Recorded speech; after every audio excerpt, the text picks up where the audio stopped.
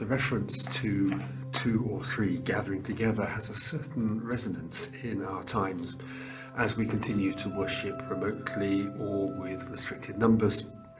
Experiences of the return to in-person public worship seem to be mixed. I was speaking recently to a friend who worships in a traditional nonconformist setting where the focus is on preaching and singing. For him, without the congregational singing, the experience was pretty flat, and his preference was for staying online until that could happen. For others, including many who live alone, being able once again to be physically together with others, even if masked and distanced, has been hugely appreciated. Our passage from Matthew 18 is an interesting one, not least when translators use the word church in verse 17. For of course, the church, as we understand it, did not exist at the time when Jesus is quoted as saying these words. It was after the resurrection and after Pentecost that anything akin to church came into being. So perhaps Jesus is using the word in its more general meaning of assembly. Whatever the setting, the emphasis is on maintaining the unity of the assembly, of the group, not least when disputes arise. In Matthew 18, the threat to that unity is at the personal and local level, disputes between members of the assembly. Within the wider church, the threats to unity may be at a different level.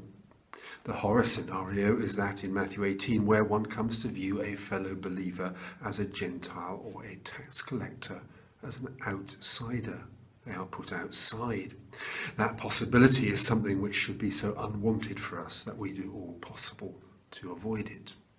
It would be tempting to try to create the perfect church, which, of course, as is often said, would have to be the one in which everybody thinks in the same way that I do.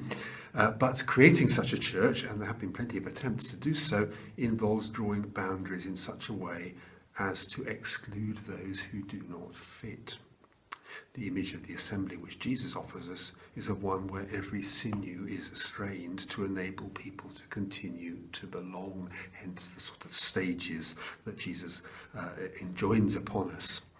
Because wherever people, even if only two or three, gather in the Lord's name, he himself is there, and his presence with us is what we would always wish for. One of the things I treasure about the church is the richness of its diversity, that we hold within our life people who, without the bond of faith, would probably have very little in common. When the Anglican Communion is at its best, we see that happening on a global scale. When a congregation includes people of widely differing background, heritage and experience, we see it happening locally. It's not easy being that kind of church. We sometimes have to struggle to find and express our unity across the manifest differences that are between us. At its best, the church is that community in which radical and conservative may be enriched by each other, in which we learn to respect those whose views are different from ours, in which we are quick to listen and slow to speak, as St. James puts it. The church is that community in which rich and poor, well-educated and less well-educated, black, white and mixed heritage, female and male, old and young, African, Asian and Caucasian may gather as one and discover that the Lord is among them. The church is where those who have wandered off into the byways of life, perhaps to be deeply damaged by that experience, may return and find a welcome and a home.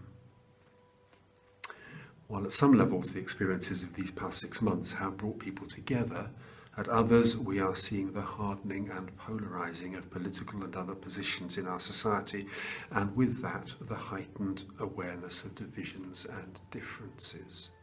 In that setting, what we are as church and how we express that becomes an important act of witness. Where we gather in his name, there the Lord is.